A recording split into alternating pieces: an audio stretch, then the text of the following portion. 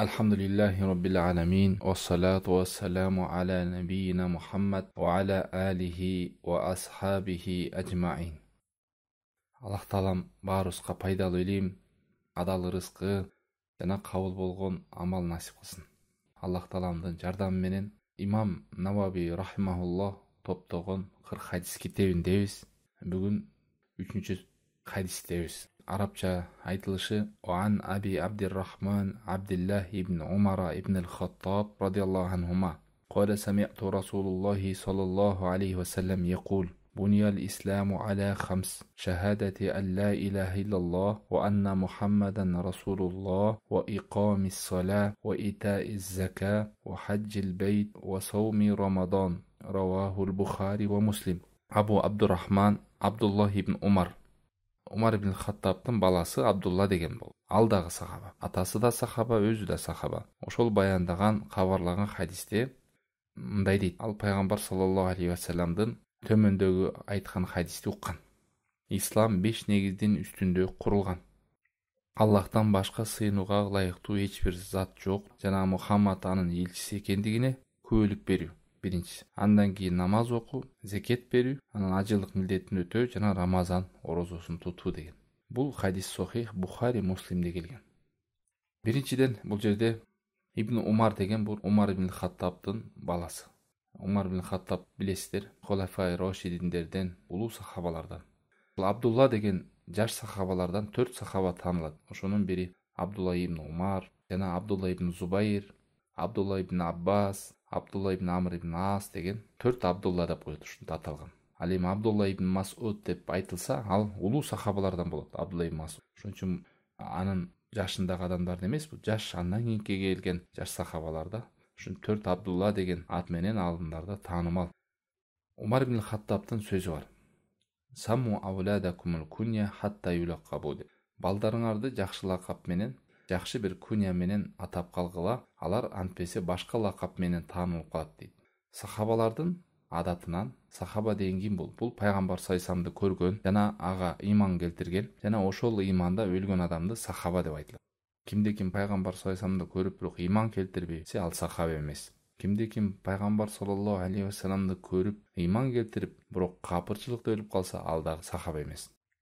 Мына ушул улуу сахаба айтып атат, балдарыңарды жакшы ат менен атап калгыла деп. Сахабалардын адаттарынан жаш балдарын кунья койчу. Кунья деген, мисалы, мына баласын Абдурахмандын атасы деп, баланжандын атасы жаш балага эле. Мунун бир нече пайдалары бар. Биринчиден ошол бала өзүн бат калыптанып, коомунда, айлана чөйрөсүндө урматтуу сезет. Жана жанындагы башка адамдар ага бир кличка жаман ат коюп койбойт. Аттар окшош болуп калса, анын кайсы Азаматты айтып атат, мисалы, Азамат, Максат, Айбек деген аттар таанылуу болсо, Айбек деген бир нече болуп кетиши мүмкүн. Азамат деген бир. Анан адамдар эмне кылат? Аны тааныш үчүн, айырмалаш үчүн лакап коюп салышат, жаман нерсеси. Баягы кайсы Айбек десе, Чолок Айбекчи, кайсы Азамат десе, жанагы кыйшык бочкасы, тиги арыгы деп ушинтип жаман аттар менен аталып калат дагы. Ошо айылда эми билесиздер баарыңыз. Ошентип ар кандай кличкалар менен, жаман лакаптар менен таанылат. Мына ушундайдан арылыштын бирден бир жолу ата-энелер балдарына жакшы аттарды коюш керек. Ат окшош болуп калса, кунья деп коет, анын баласына, келечекте баласын ушундай болот деп туруп, баланчанын атасы, баланчанын апасы десе, өзүн урматтуу сезип, жаман аттардан дагы, жаман лакаптардан дагы алыс болот. Андан кийин айрымдар айтышы мүмкүн. Экинчи хадисте Жибрилдин хадиси деген таанымал болгон хадисте өтпөдүк белек. Ал жерде деле Жибрил ушул ыйман эмне, ислам эмне, ихсан эмне дегенде, ислам дегенде исламды өткөнбүз.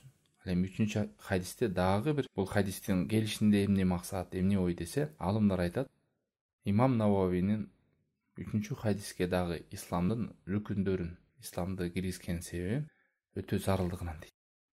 Хадистердин жыйнагы кыска кичинекей китеп, өтө мазмундуу, бүт тармакты камтыган хадистер топтолсо дагы эмнеге кайталанып атат десе, бул нерсе өтө көңүл буруш керек.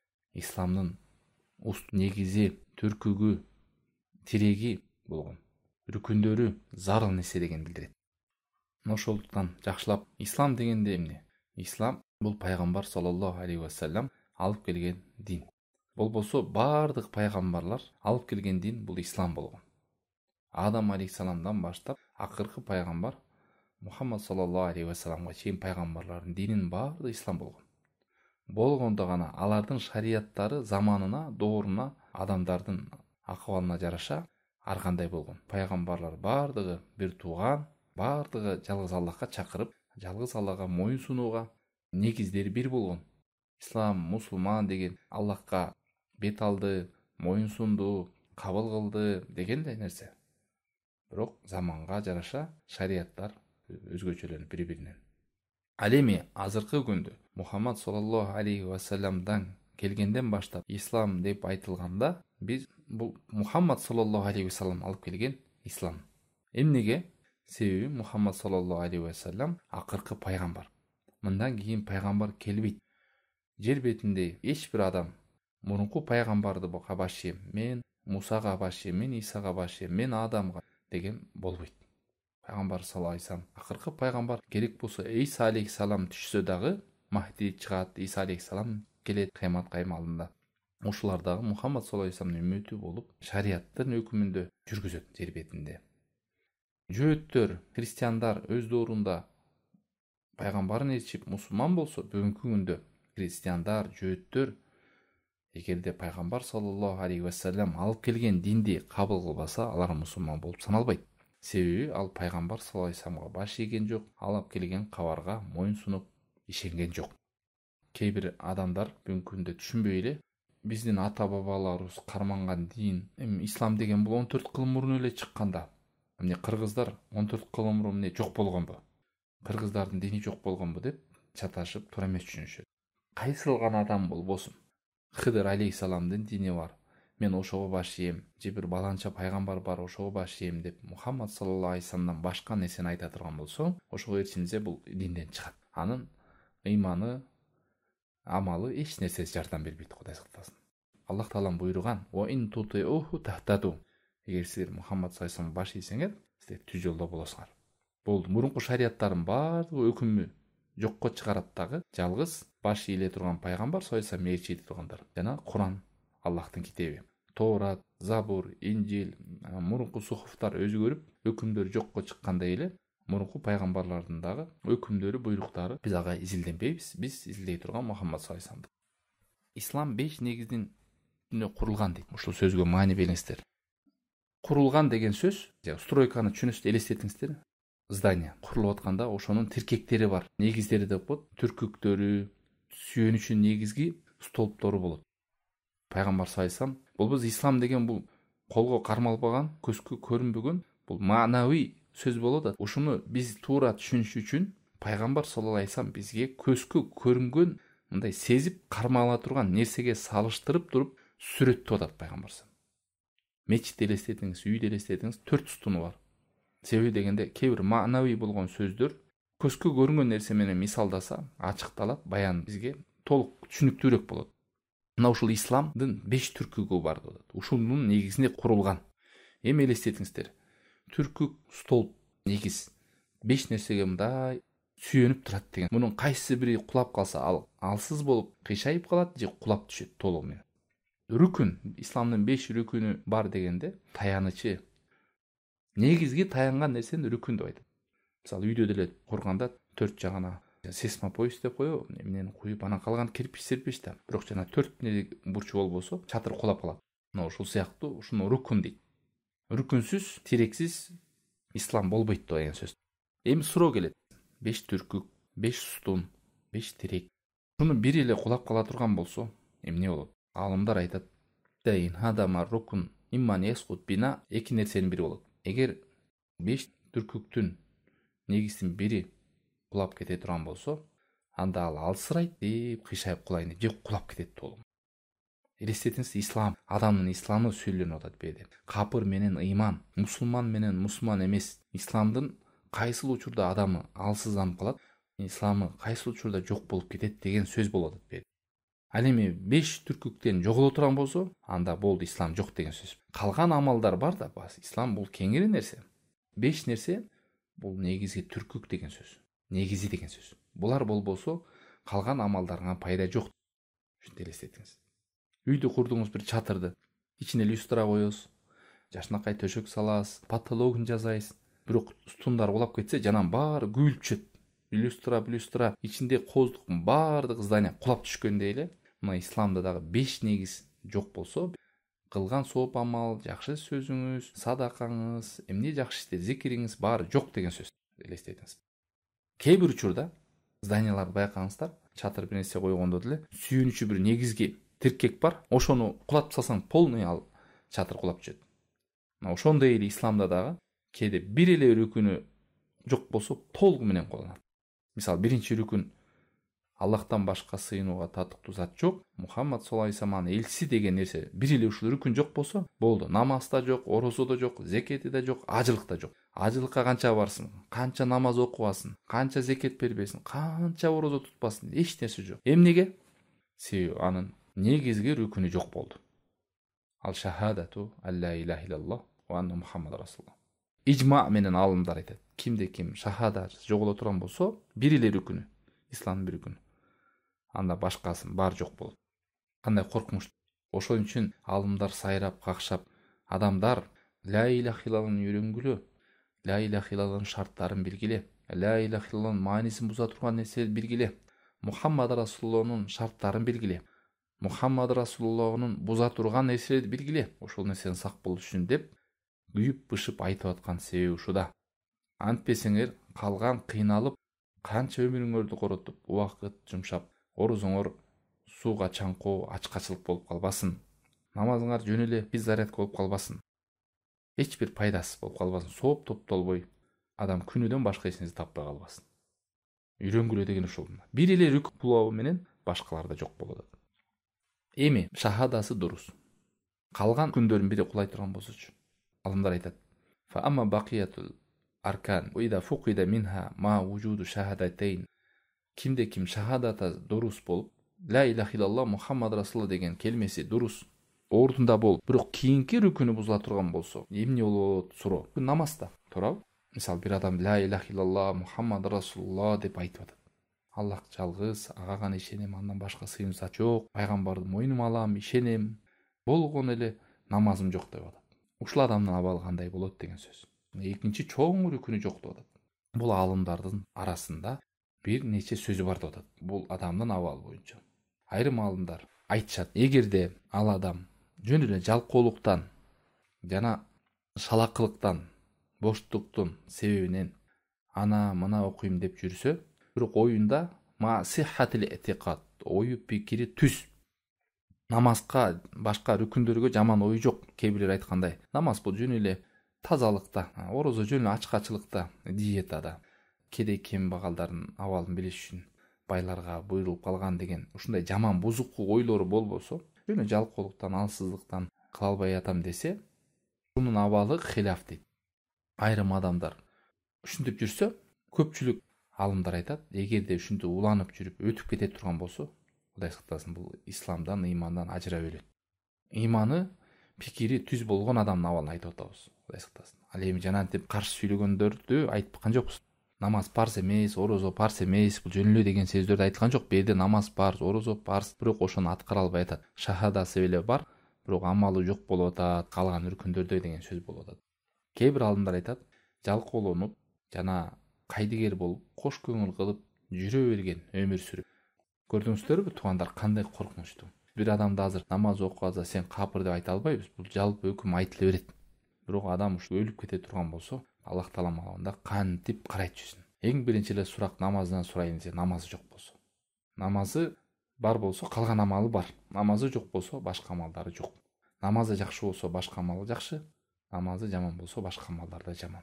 Көпчүлүк алымдар айткан нерсе. Бул өтө коркунучтуу. Жакындарга жанантип намаз окубай эле ла илаха иллаллах Мухаммад расулуллах, мен мусулманмын деп коюп, өмүр бою намазы жок. Айрымдар намазы жок өтүп кеткендер бар. Намаз окуй эле, оюм пикирим түз, мен деле мусулманмын, жакшылыктамын деп жүргөн адамдарга жеткизип, дуа кылып, үйрөтүп калалы. Өмүр бою намаз окубай, боштуктан, кайдыгерликтен, жалкоолуктан, жеңил карагандыктан бирөөбүз мусулманмын деп өтүп кеткен адам ислам өтө кооптуу. Кыямат кайымга барса, соопторун таппай калат деген сөз. Башка да сооптор бар эле да. Айтпадыкпы мисалда, чатыр кулап кеткенден кантип ичин кооздойсуң? кантип үйдүн ичине ламинат төшөйсүң, обой чаптайсың, эшик киргизесиң, айнек саласың, төшөк саласың, ичине кухня киргизесиң, туурабы? Мисалы канча нерсе жасайсың жашаш үчүн. Элестетиңиз, ислам бул бир үй болсо, ошол үйдүн устундары, тиркектери, эмне деп коет, столптору, негиздери куласа, үй кулап кеткенден кийин күйүлүп түштү.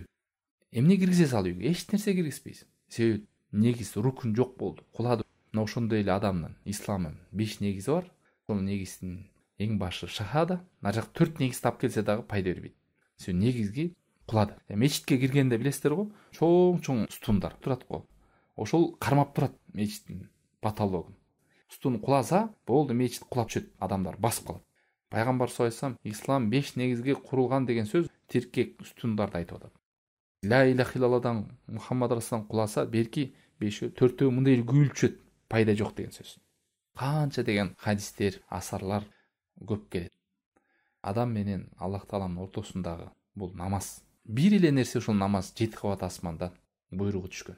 Алхамдулилла, Аллах Тааланын жеңилдиги менен кимде-ким 5 маал намаз окуган болсо, 50 маал намаз окуган соовун алат. 7 кабат асмандан парз болгон. Кимде-ким намазы жоголсо, анда Аллахты жоготот. Аллах менен болгон байланышты жоготот. Ал эми зекети жоголсо, орозо болгон болсо, исламы жоголбойт, бирок ислам ансыздайт.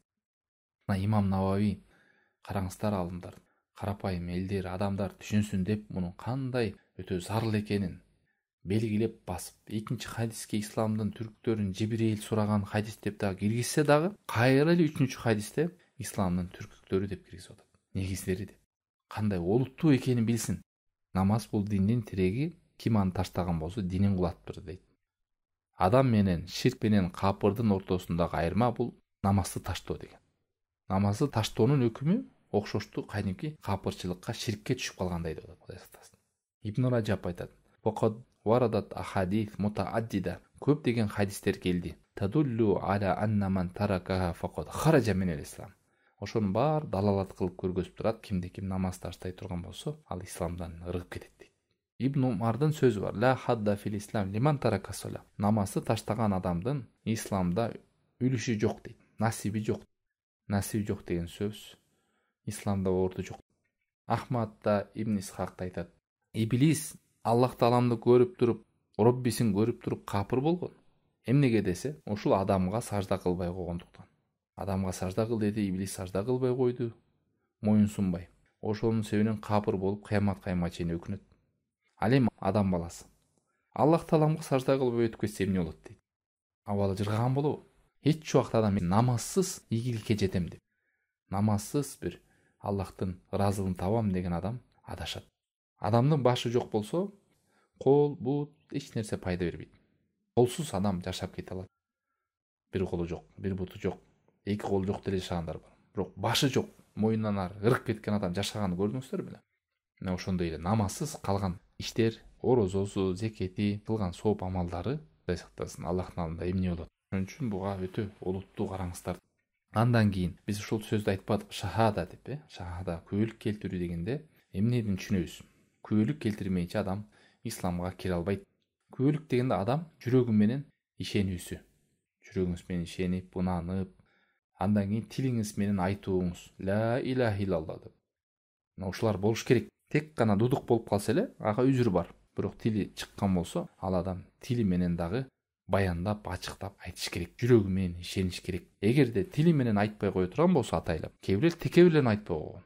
Булар мусулман болбойт. Жүрөк менен ишенесиз, тилиңиз менен ачыктап чыгарасыз. Күбөлүк келмеси. Айрым хадистерде күбөлүк бересиң, Аллахтан башка сыйынууга зат жок, жана Аллахка шерик кылбайсың дегенде күбөлүккө келтирген. Күбөлүк келме бузулат ширк кылуу менен. Чоң негизи рүкүн бузулуунун жолу Аллахка шерик келтирүү.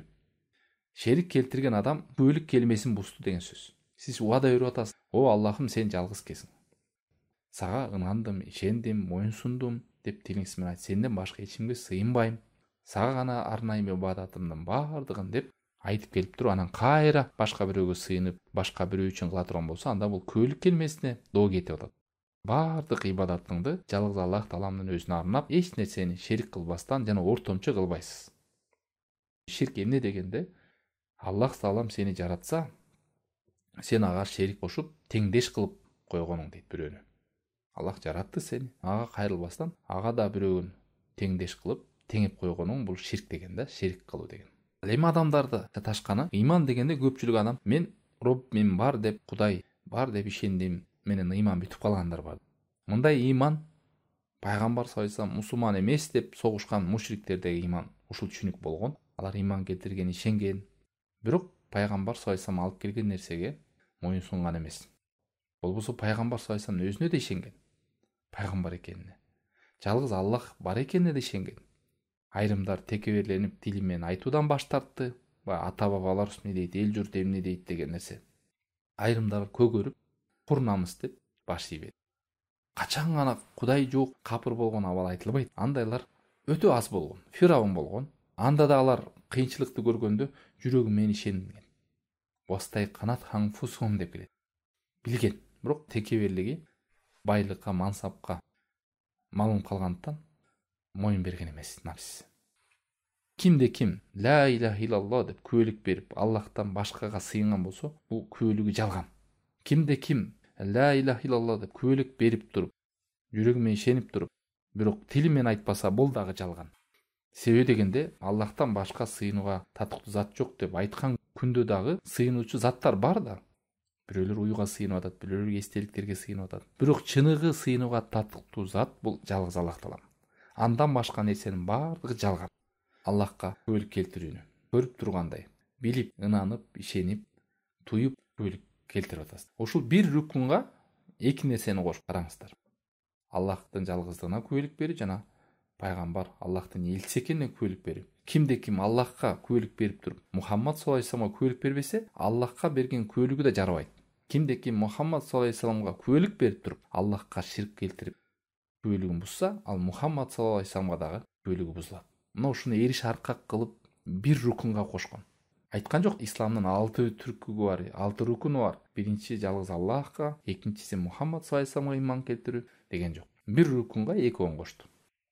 Ал эми Мухаммад саллаллаху алейхи вассаламга күбөлүк келтиргенде дагы ошол моюнуңузду алып, туюп, ишенип, тилиңиз менен айтасыз. Абалыңыз менен ишенесиз пайгамбар саллаллаху алейхи вассаламга. Эч бир адам пайгамбар саллаллаху алейхи вассаламдын мыйзамынан чыга албайт. Бул баардык адамдарга, жиндерге жиберилген пайгамбар. Эгерде сиз бүт пайгамбарлардын баардыгына ишенип, ушул жалгыз Мухаммад саллаллаху алейхи вассаламга ишенбесеңиз, ана ыйманыңыз туура эмес болот. Пайда бербейт. Акыркы пайгамбар, мурунку пайгамбарлардын динине кайтып, бир өкүмдөрүнө кайтып, шариаттарына кайтып мыйзам кылбайбыз. Ушул Мухаммад саллаллаху алейхи вассаламдын акыркы пайгамбардын сөзү, амалы, буйругу бизге жетиштүү. Ушул нерсе менен чектелебиз. Калган пайгамбарларга ишенип ыйман келтиребиз. Күбөлүк келтирүү дегенде ушул нерселер камтыйт. Мен кыска токтолуп кетейин. Эгерде бул нерселер ишке ашпаса, анда күбөлүк бузулат. Биринчиден Мухаммад саллаллаху алейхи вассаламга моюнуңузга алып ишенип ыйман келтиресиз. О Аллахка ыйман келтиргендер, Аллахка жана Аллахтын элчисине ыйман келтиргиле дегендей. Экинчиси, ага толугу менен баш ийесиз. Мухаммад саллаллаху алейхи вассаламга. Кимде ким пайгамбарга баш ийген болсо, ал Аллахка баш ийт дейт. Ниса сүрөсү 80-аят.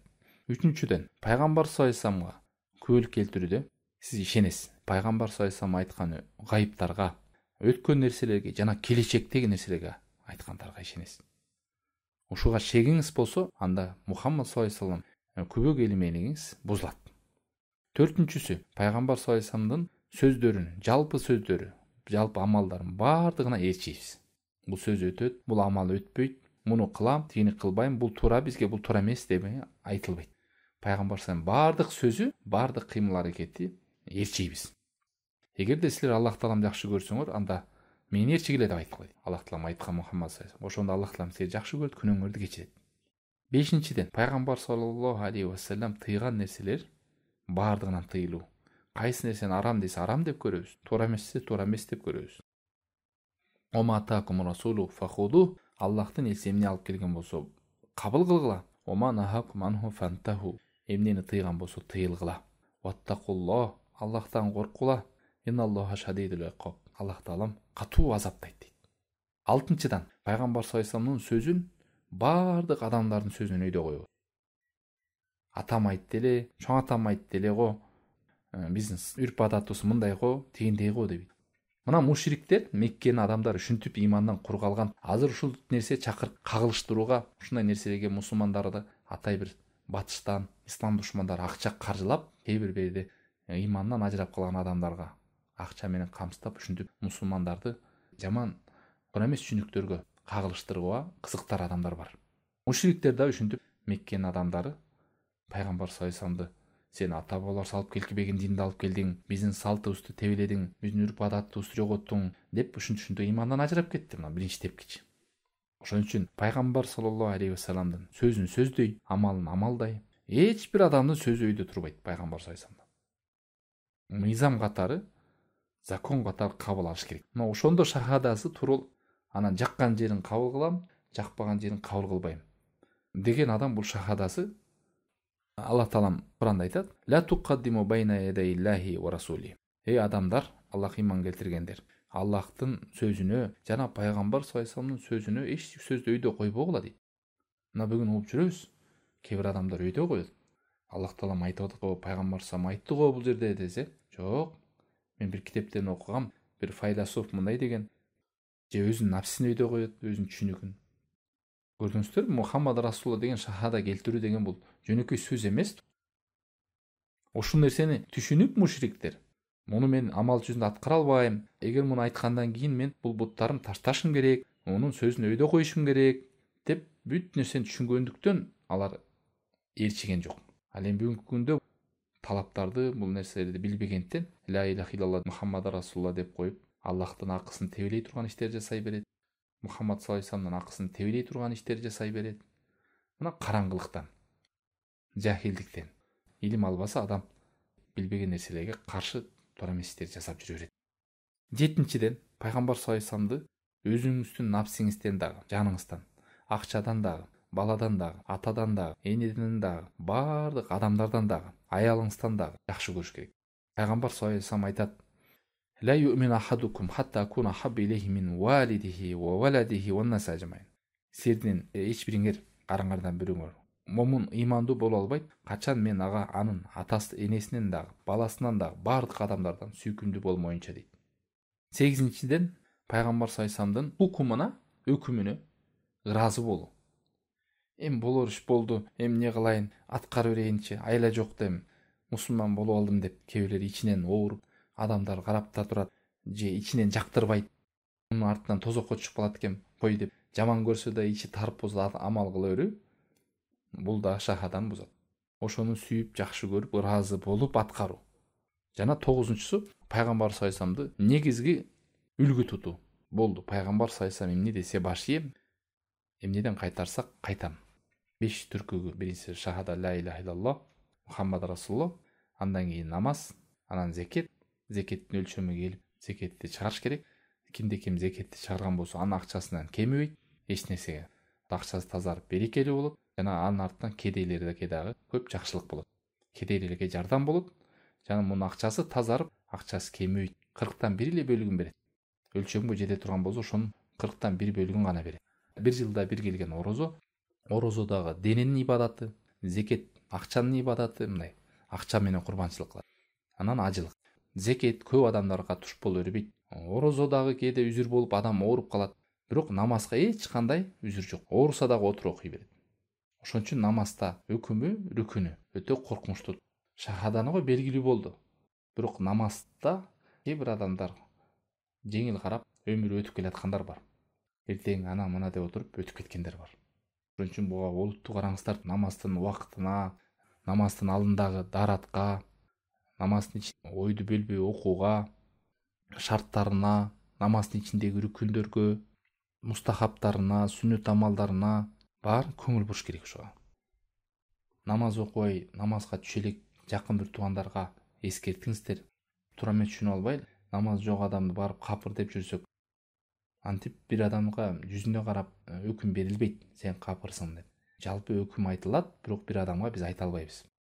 Сахабалар, табииндер, чоң-чоң алымдардын, намазды окубай жүргөн адамдардын абалы кандай экен, капырчылыкка, ширкке абалы өтө кооптуу экенин өтө көп сөздөр бар. Ал эми шахада бузулса, ал белгилүү, көрдүңүздөр. Аллах Таалам баарыбызга ыкылас берсин, ниетибизди бекем кылсын. Ушул шахада ла иляха иллаллах Мухаммад Расулулла талап кылгандай нерселерден аткарууга жана анын бузулуучу нерселерден сак болууга насип кылсын, намазга бекем турууга насип кылсын Алла таалам. Куранда да канча жерде келет, силерге эмне болду тозокко түшүп калышыңарга десе, эмне деп жооп беришет? Биз намаз окугандардан эмес элек деген Куранда аяттар бар. Тозокто күйүп бышып, чыңырып кыйкырып атат дейт Алла тааламдан. Үн келип сурайт. Эмне себеп болду силерге тозокко түшүңөргө? Биз намаз окугандардан эмес элек. Кээ бир адамдар чын эле адашып жүрөт. Алар оюнда, баланча намаз окуйт, ал уурдайт анан, адеп акылага жаман, ага караганда мен намаз окубасам дагы жүрөгүм таза деп коюп жүргөндөр. Секетин берем, бирөөгө зыяным жок деп. Анын оюнда ушундай жакшы ой менен, жакшы абал, эч кимге зыяным жок жүрүү менен деле Кудайдын алдында ак болуп жүрө берем деген түшүнүп алат. Намазды ким буйруду? Молдо буйруган жок, же баланча буйруган жок. Бул Аллахтан түшкөн буйрук. Аллах буйруду. 7 кабат асмандан түштү. Жалгыз өкүм ушул, асмандан түшкөн.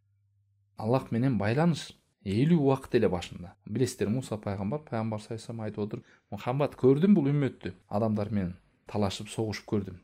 Өтө тоң моюн, кыйын 50 намазды окуп албайт. Барып кыскарткын Роббиңден сурант деп отуруп. Азайттырып 5ке түштү. Бирок Аллах тааланын берешендиги менен, ырайым менен кимде-ким 5 мал намазды окуп алган болсо 50 мал сооптун алат.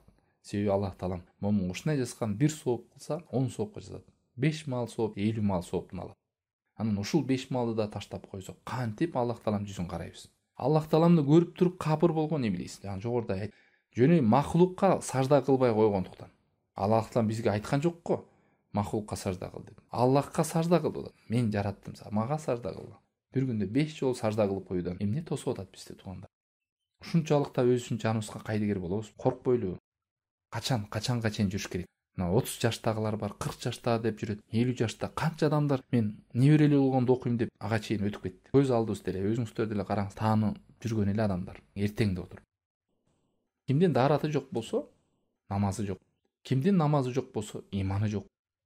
Эң биринчи сурак ушу намаздан башталат. Намаз жок болсо каралбайт дейт Алла адамды. Каралбайт болду. Аллах таалам алдында карабайт аны Алла таалам. Ошон үчүн намаз бекем болойлу. Намаз жок болсо элестетиңиздер.